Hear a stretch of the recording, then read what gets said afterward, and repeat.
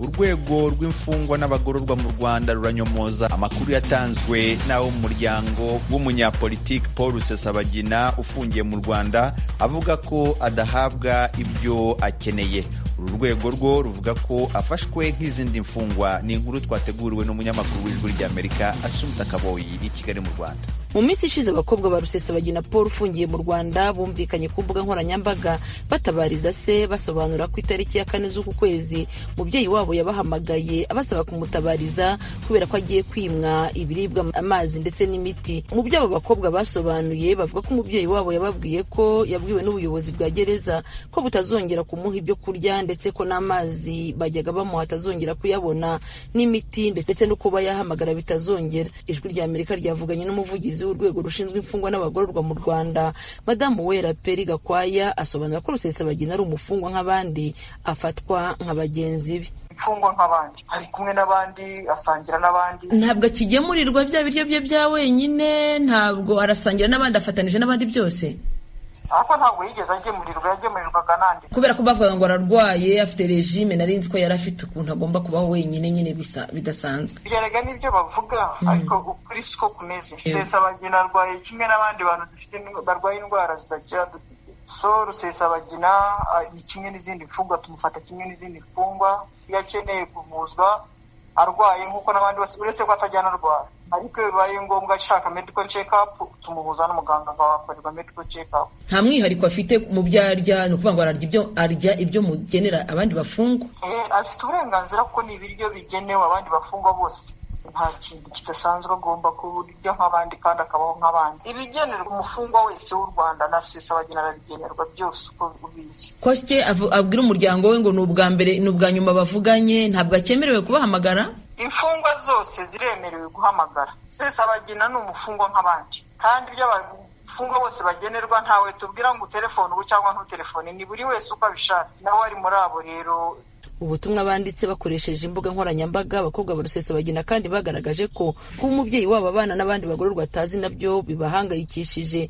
Ariko umuvugizi w'uru rwego rushinzwe imfungwa n'abagororwa mu Rwanda we kwemeza ko gufungirwa hamwe n'abandi nta gitangaza kirimo kuko nta byumba byihariye bigenewe abagororwa bamwe. Barabibonye ko yanditse avuga ko twamufungwa ari wenyine ngo mukaba. Ibyo rero mu gihe umuntu twamuhaye rumu ye, hari n'abandi baba mu rumu zabo akavuga ngo twamushyize mu kato, yagomba kujya mu bandi. Rero Rusesabagina nta kibazo afite kuba ari kumwe n'abandi, agomba kubana n'abandi. Aravuga ngo ibyo bamukoreye byose nuko ngo yanze ngo yikuye mu rubanza. Ese mbabarire sindi bugira icyo mvuga ku byo bavuga kuko bavuga byinshi. Niba umukobwa wavuga ati yavuze ngo dusakuze bagasakuza koko ntibasakuze, none se uragira ngo mbyogereho iki? Kuba mu bandi nuko ari wenda bafite icyumba kiri asangiye n'abandi bantu, wenda sari bimeze gute? Gereza ni gereza, ifungiwemo imfungwa n'abagororwa, nta gice speciali. Birashoboka ko twavuga ngo tumuhaye icyumba cye nk'uko mbere cyagera byakozwe, ariko byari no kugira ngo avuye hanze mu kashuko hanze tunarebe ashobora kuza, ntawamenya. Covid ni ikintu kigenda ahantu hose. Kuba yarabaye wenyine icyo gihe kikarangira akaba ari kumwe n'abandi, icyo si gikwiye kuba ishu kuko n'abandi bagororwa bose barabana. Imfungwa n'abagororwa baba hamwe, nta gipande twubatse ngo iki n'ik'imfungwa runaka cyangwa abagororwa runaka. Rusesabagina Paul amaze amezi asaga 10 mu Rwanda akurikiranyweho ibyaha bifitanye isano n'ibitero byagabwe n'abarwanyi b'umutwe wa FRN, inyeshyamba zirwanya ubutegetsi bw'u Rwanda, byaguyemo abanyarwanda mu bihe bitandukanye. Kugeza ubu umuryango we ndetse n'imiryango mpuzamahanga irengera uburenganzira bwa muntu ntiyahwemye kugaragaza ko Rusesabagina yarenganijwe, agashimutwa ndetse bagasaba ko yarekurwa. Asumta Kaboyi, Ijwi ry'Amerika, i Kigali.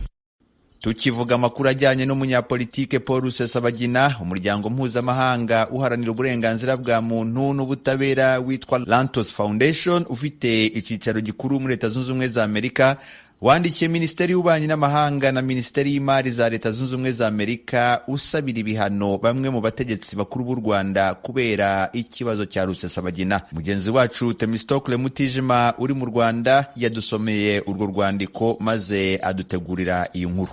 Abo bategetsi basabirwa ibihano mpuzamahanga kubwo guhonyora uburenganzira bwa muntu mu itabwa muri yombi rya Rusesabagina ni Bwana Johnson Businge, Minisitiri w'Ubutabera icyarimwe n'intumwa nkuru ya leta, ndetse na Koloneli Jean Ruhunga, umuyobozi mukuru w'urwego rushinzwe kugenza ibyaha mu Rwanda RIB. Inyandiko uyu muryango washyize ahagaragara kuri uyu wa mbere iravuga ko bwana Paul Rusesabagina, intwari ya filimi Hoteli Rwanda, isanzwe itarya umunwa mu kunenga perezida w'u Rwanda Paul Kagame, yavuye i Texas azi ko agiye gutanga ibiganiro mu gihugu cy'u Burundi. Nyamara indege yihariye yamuvanye i Dubai muri Emirates ziyunze z'Abarabu, aho kumujyana i Burundi ahubwo yamugejeje i Kigali mu Rwanda, aho yaje kumara iminsi 3 ntawe uzi aho ari mbere yo kugaragara muri kasho ya RIB. Aha Madame Chelsea Hudquist, umuvugizi w'umuryango Rantos Foundation, arasobanura impamvu bandikiye izi departoma zombi. This is in clear violation of the United Nations. Ibyakozwe binyuranije n'amahame mpuzamahanga y'umuryango w'abibumbye yo kurinda abantu bose gushimutwa. Mu gihe ikintu nk'icyo gikozwe rero ntibigomba kurangiza gutyo nta ngaruka ku bagikoze. Intego yacu mu kwandika ni ugusaba no gushishikariza Leta Zunze Ubumwe za Amerika kugira icyo ikora ku bategetsi b'u Rwanda bagize uruhare muri iryo shimutwa. Umuryango Rantos Foundation mu nyandiko yawo uvugamo ko hari igihe bigorana gukora ikirego kigaragaza uruhare rutaziguye rw'abategetsi mu bikorwa bihungabanya uburenganzira bwa muntu. Nyamara ko mu kibazo cy'ishimutwa rya Rusesabagina, akagambane n'uruhare bya bwana Businge na Ruhunga byo byigaragaza. Uwo muryango ukavuga ko Minisitiri Businge ubwe mu kiganiro yahaye televiziyo mpuzamahanga Al Jazeera cyatambutse mu kwa kabiri k'uyu mwaka, yiyemereye ko Leta y'u Rwanda yishyuye indege yajyanye Rusesabagina ikamugeza i Kigali atabizi. Ibyo bikaba cyo kimwe na Koloneli Ruhunga nk'umuyobozi mukuru wa RIB. Inyandiko ivuga ko uruhare rwe rutagarukira ku kuyobora icyo gikorwa gusa, ahubwo ari no mu bantu babiri basuye Rusesabagina ahantu hatazwi yabanje gufungirwa mu minsi 3 ya mbere, ni ukuvuga igihe kiri hagati y'ishimutwa rye no kwerekwa itangazamakuru i Kigali yambaye amapingu. Umuyobozi w'umuryango Rantos Foundation, Dr. Katrina Rantos Sweat, akavuga ko hashize igihe kinini ibikorwa bibi bya Leta y'u Rwanda iyobowe na Paul Kagame byirengagizwa. Igisubizo gikomeye cya Leta Zunze Ubumwe za Amerika kuri iyi nshuro rero kikaba gikenewe cyane. Ibitari ibyo ngo byaba bisa nko gushishikariza Leta y'u Rwanda gukomeza gukora amabi. Mu zindi nzego Rantos Foundation yahaye kopi y'inyandiko harimo abategetsi b'Ubwongereza ndetse n'ab'umuryango w'ubumwe bw'Uburayi. Ku birebana n'icyizere uyu muryango ufite ko ibyo wasabye byakubahirizwa, Madame Chelsea Hudquist ati: umwanzuro wo guhana cyangwa kudahana ubu uri mu biganza bya departoma ishinzwe ububanyi n'amahanga ndetse n'iy'imari n'umutungo bya leta, cyo kimwe na Leta y'Ubwongereza n'umuryango w'ubumwe bw'Uburayi. Twahaye kopi y'ikirego cyacu, twibwira ko twatanze ikirego gikomeye gishyigikiwe n'ibihamya birimo aho Businge yemerera ko Leta ariyo yishyuye indege yakoreshejwe mu gushimuta, ndetse n'imvugo za Ruhunga yavugiye mu ruhame asobanura igikorwa RIB yakoze mu kujyana Rusesabagina mu Rwanda atabishaka. Tugatekereza rero ko mu ishimutwa rya Rusesabagina akagambane n'uruhare bya Businge na Ruhunga yigaragaza rwose.